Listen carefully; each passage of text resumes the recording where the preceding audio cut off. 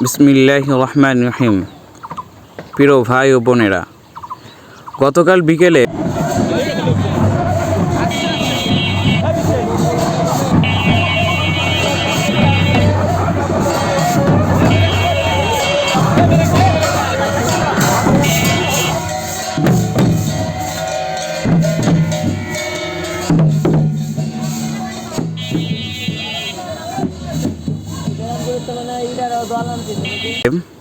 একটা বড় আয়োজন আমার চোখে পরে জানতে পারলাম একজন হিন্দু পণ্ডিত ছিল, তিনি ইন্তেকাল করেছেন।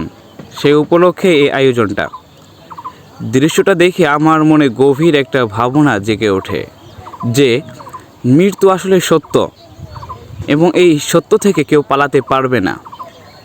একজন নাস্তিকও কখনো মৃত্যুকে অস্বীকার করে না। এজন্য আল্লাহ তাআলা পবিত্র কোরআন কারীমে বলেছেন, কুল্লু নাফসিন যায়িকাতুল মাউত। প্রত্যেক ব্যক্তি, প্রত্যেক প্রাণী মৃত্যুর স্বাদ গ্রহণ করতে হবে। এই আয়াত আমাদেরকে থামিয়ে দেয়। আমরা যত ব্যস্ত থাকি, আমরা যত পরিকল্পনা করি না কেন, একদিন সব থেমে যাবে।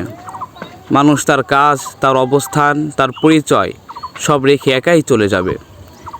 এই জন্য নবী করিম সাল্লাল্লাহু আলাইহি ওয়াসাল্লাম আমাদেরকে সতর্ক করে বলেছেন, আকসিরু যিকর হাযিহিল লাজ্জাত।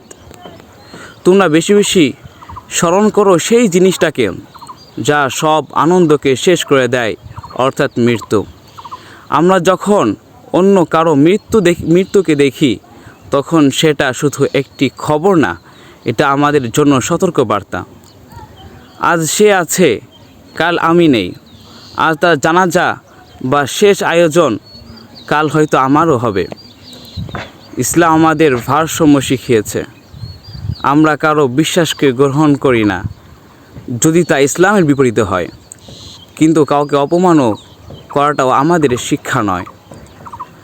আল্লাহ তাআলা বলেছেন, লাকুম দীনুকুম ওয়ালিয়া দীন। তোমাদের ধর্ম তোমাদের জন্য, আমার ধর্ম আমার জন্য।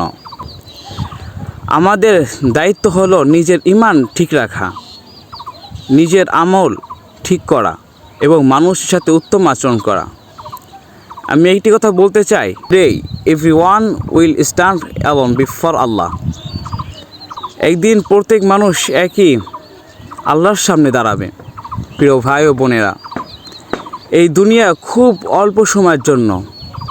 পদমর্যাদা, খ্যাতি, অনুসারী কিছুই সঙ্গে যাবে না, যাবে শুধু ঈমান আর আমল। আসুন আমরা আজ থেকেই নিজেকে প্রশ্ন করি, আমরা কি ঠিকমতো নামাজ আদায় করছি? আমরা কি আল্লাহর ইবাদত ঠিকমতো আদায় করছি? আমার চরিত্র কি ঠিক আছে? আমি কি আল্লাহর সন্তুষ্টির জন্য বেঁচে আছি না অন্য কোনো কারণে?